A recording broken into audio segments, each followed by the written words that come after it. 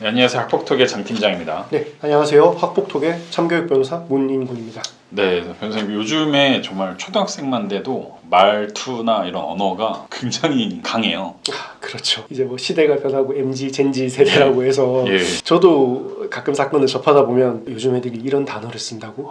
이렇게까지 말을 한다고? 이런 부분들이 참 많은 것 같습니다. 이게 첫 번째로는 부모님의 영향이 있겠고 두 번째로는 이제 SNS, 이제 유튜브에서 뭐 욕설 이런 거 사실 거를 수가 없잖아요. 너무 접하기 쉽고 예. 또 주변의 친구들한테도 그런 영향을 많이 받게 되는 것 같습니다. 네. 그래서 이런 것 때문에 학폭도 많이 언어적인 표현 때문에 판례가 많이 있을 텐데 언어적인 폭력이 어떻게 학폭으로 인정이 되는지 유사한 사례에 대해서 좀 얘기를 좀 나눠보고 싶습니다. 변호사님 입장에서는 명확하게 또 확답을 내리시기 어려운 위치다 보니까 네. 제가 또 일반인 관점에서 많이 여쭤보도록 하겠습니다. 첫 번째 사례를 좀 제가 읽어볼까요? 네, 말씀해 주십시오. 서울행정법원 2022년 7월 19일 선고 2021 구합 74952 판결인데 이제 이런 얘기를 했죠. 진짜 개 못 뛰네. 너는 기초가 없다. 이걸 그림이라고 그렸냐. 우리 반 미술 꼴찌네. 라는 거를 했습니다. 그래서 결과가 나왔죠. 제가 결과를 좀 말씀드리면 예. 학폭위에서는 이 사안에서 학폭이라고 인정을 했습니다. 그래서 학급 교체 처분까지 내려졌습니다. 가해 학생이 이 부분에 대해서 행정소송을 제기를 했고요. 근데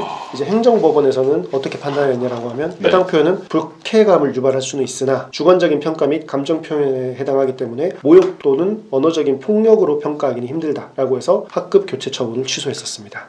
이 학폭위에서는 폭력이다. 네. 근데 그 위에서는 아니다. 네. 그럼 결국에는 다 무마되고 무마된 거죠. 정상이 된 겁니다. 근데 저는 이제 사례에서 중요한 포인트들, 법원이 이것을 왜 그렇게 판단했는지에 예. 대한 키워드들을 좀 아까 제가 읽어드렸는데 다시 한번 읽어드리면 네네네. 불쾌감을 유발할 수는 있으나 주관적인 평가 및 감정 표현에 해당하기 때문에 죄가 되진 않는다 이렇게 판단을 했거든요. 이런 부분인데 이게 좀 애매하지 않습니까? 그래서 제가 이걸 이제 사례로 가져온 거죠. 예. 아까 말씀드렸던 아까 진짜 이제 못 뛴다, 너는 그림에 기초가 없다, 이거는 그 정도 선을 넘지 않았다는 거죠.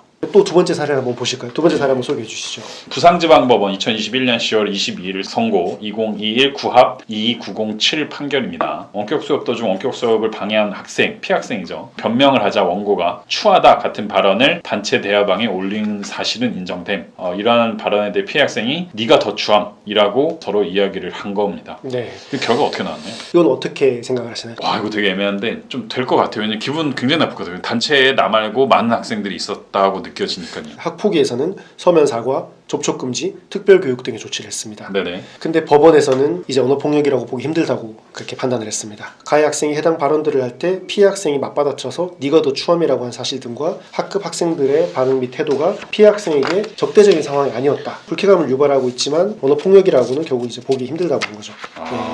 되게 애매하네요, 진짜. 네, 그러니까 학폭이랑 또 이제 법원이랑 다른 거죠. 너무 다르네요. 제가 느끼기엔 학폭이 약간 좀 무조건 피학생한테 먼저 좀 배려를 해준다 이런 느낌 좀 들어요, 솔직히. 아무래도 학교 폭력이 법원보다는 좀 더 폭넓게 인정을 하는 경향이 있는 것 같습니다. 그렇지만 이번에도 포인트는 그것이죠. 불쾌감을 유발할 정도로 끝이 났냐 아니면 그 이상으로 갔냐라고 했을 때 이번에도 법원의 판단 기준은 불쾌감을 유발할 수 있는 수준 정도다. 그래서 이것도 또 애매하죠. 주관적으로 난 이게 될 거라고 생각했지만 법원도 이렇게 판단했기 때문에 이런 사례들을 지금 소개시켜 드린 거고, 마지막에 이제 세 번째 사례까지 한번 보실까요? 그러면? 네네. 춘천지방법원 강릉지원 2022년 3월 31일 선고 2021 구합 30625 판결입니다. 피학생이 원고에게 멸치다, 말라가지고 여자 지킬 수 있겠냐 등의 발언을 하자 원고가 상대 학생에게 다리가 짧다, 못생겼다라고 발언한 점이 인정됨. 이 결과는 어떻게 됐나요? 네. 사례를 조금 더 요약해서 말씀을 드리자면 네. 가해 학생이 피해 학생한테 지속적으로 너 다리가 짧다, 네. 너 키가 작다, 머리가 커서 비율이 안 좋다 라고 하는 등 피해 학생의 외모를 비하한 사건이고, 그 밖에 반바지 2X 라지 사이즈는 네가 처음이다 라고 말하고 교실에서 바지를 벗는 행위도 해서 피해 학생이 성기까지 받던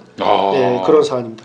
이 경우는 어떻게 될까요? 이거는 좀 언어를 넘어서 성적인 것까지 들어가서 좀 심각한 문제 같은데요. 그렇죠. 학폭위에서는 이 같은 가해 학생의 행위를 학교 폭력으로 보았고요. 그렇죠. 서면 사과와 학교 봉사 특별교육 처분까지 했습니다. 예. 하지만 법원에서는 피해 학생도 가해 학생이 부모 욕을 하거나 뚱뚱하다고 놀리면 너도 멸치다, 말라가지고 여자 지킬 수 있겠냐 라고 했던 사실이 있었고요. 미리 사전에 또 놀림이 서로 있었군요. 그렇죠. 이런 사정이 있었던 것이죠. 그리고 가해 학생이 교실에서 바지를 벗고 성기를 보이게 한 사실은 있으나 이게 뭐 반 전체가 보는 앞에서 이루어진 것이기 때문에 뭐 피해 학생에 대해서만 딱 이루어진 것이 아니다 라고 보아서 결국에는 학교폭력이 아니라고 이제 봤던 사안입니다. 네. 진짜 많이 어렵네요, 이거. 네. 그렇죠. 조금 더 부연 설명을 좀 드리자면 학폭위가 열렸을 때 학폭위원이 물음에 피해 학생의 답변이 유력한 증거가 됐습니다. 심사위원이 그럴 말을 들으면 기분이 많이 안 좋았겠어요? 라고 하자 피해 학생이 처음에는 남자애들이니까 넘겼는데 억울한 게 왜 친하지도 않은데 와서 그런지 기분이 나빴다 라고 한 부분이 있는데 판례가 그것을 인용을 했습니다.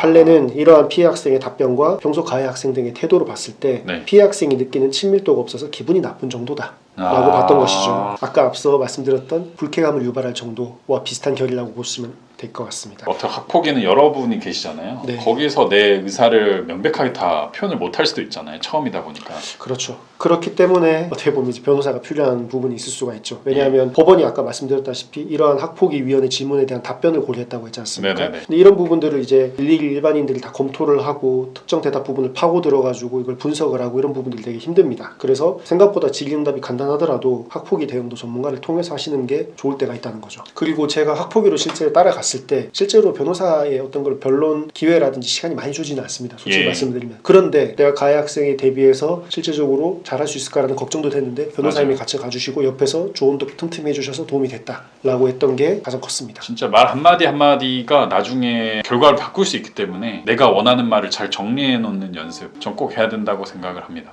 네, 오늘 영상에서 마치고 언어폭력에 대해서 이건 정말 되나요 안 되나요는 또 추후에 영상에서 계속 다뤄보도록 하겠습니다. 네, 감사합니다.